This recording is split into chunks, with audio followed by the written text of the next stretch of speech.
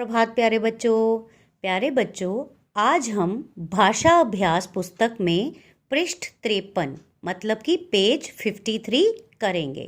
और सबसे पहले इस पृष्ठ का शीर्षक पढ़ेंगे, तांगे वाले की मूछें व परियों की रानी। तो बच्चों, ये जो पृष्ठ है ये चंद्र बिंदु की मात्रा पर आधारित है। तो चलिए अगला शीर्षक पढ़ते हैं। चित्र देखकर वाक्य पूरा कीजिए।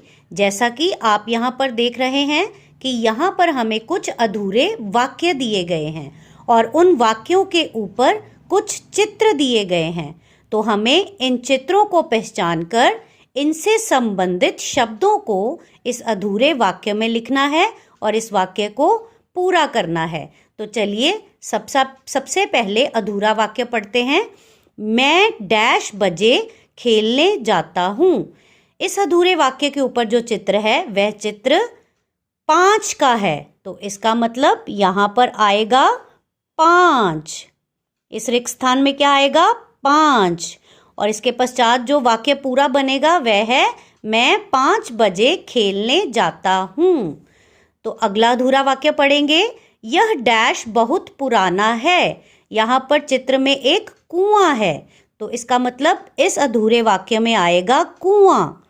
और जो वाक्य पूरा बनेगा वह इस प्रकार से बनेगा, यह कुआं बहुत पुराना है। अगला अधूरा वाक्य पढ़िए। चंदन को डैश ने काट लिया। तो जैसा कि आप यहाँ देख रहे हैं, यहाँ पर जो बालक है उसका नाम चंदन है और चंदन के साथ जिस चीज़ का चित्र है वह एक सांप है। तो इसका मतलब हम यहाँ पर लिखेंगे सांप। चंदन को सांप ने काट लिया।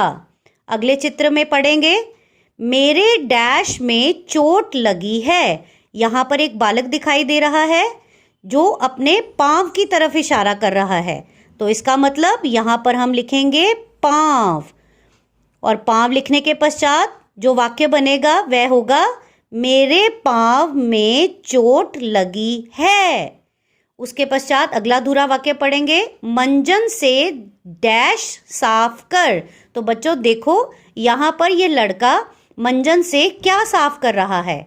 यह लड़का मंजन से अपने दांत साफ कर रहा है।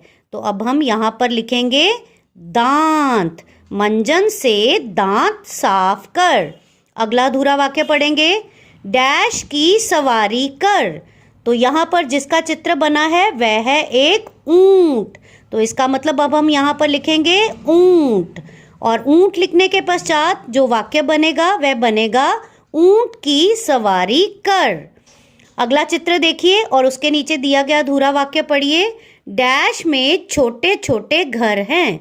तो जैसा कि आप ऊपर चित्र में देख रहे हैं कि यह चित्र एक गांव का चित्र है। तो अब हम यहाँ पर लिखेंगे गांव। गांव में छोटे छोटे घर हैं। अंत में जो अधूरा वाक्य है वह पढ़ेंगे, डैश रात को नजर आता है। तो बच्चों चित्र में देखो आपको क्या दिखाई दे रहा है? यह चित्र एक चांद का चित्र है। तो अब हम यहाँ पर लिखेंगे चांद। और चांद लिखने के पश्चात जो वाक्य बनेगा वह है, चांद रात को नजर आता है।